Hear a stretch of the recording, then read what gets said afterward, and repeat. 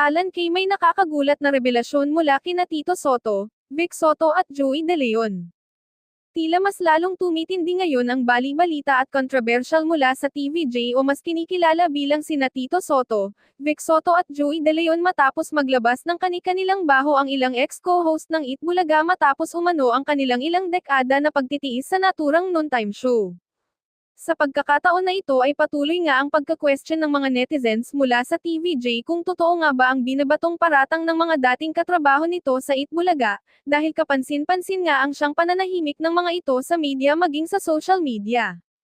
Ayon pa sa mga netizens na tanging TVJ nga lang daw ang siyang hindi matibag-tibag sa dating miyembro ng Itbulaga na siyang maaring malakas ang kapit ng mga ito sa management kaya hinanaing ni Anjo Iliana na ito'y mga sindikato ng Itbulaga dahil mayroon nga silang sariling batas at kayang kontrolin ang mga kako-host nito sa naturang show.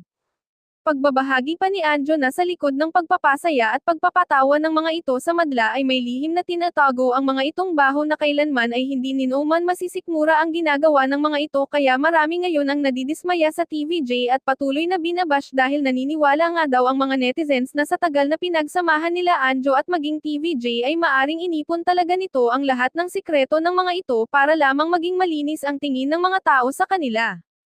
Subalit ngayong araw naman ginulantang ni Alan Kay ang lahat ng ibulgar nito ang tunay na pagkatao nila Tito Soto, Vic Soto at Joey De Leon matapos ang kanilang mahabang dekadang pinagsamahan.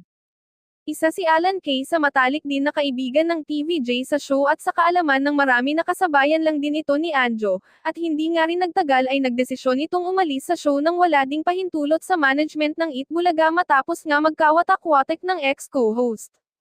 Kasunod nito ay isinawalang bahala na nga lang ng ilan ang biglaan nitong pag-alis sa programa dahil na din sa sindikato ng Itbulaga na tinutukoy ni Anjo sa show. Ayon kay Alan Kay, sobrang sakit umano sa kanya ang biglaan niyang pag-alis sa Itbulaga na itinuring na din niyang pangalawang tahanan at itinuring niyang mga kako-host na naging pamilya niya, hindi umano niya akalain na sa kanilang pagkakawatak-watak ay doon magkakalabasan ng kani-kanilang baho, hindi umano niya naisip na magsalita sa publiko dahil nirerespeto niya pa din ang TVJ sa kabila ng kanilang ilang dekada na pagsasama.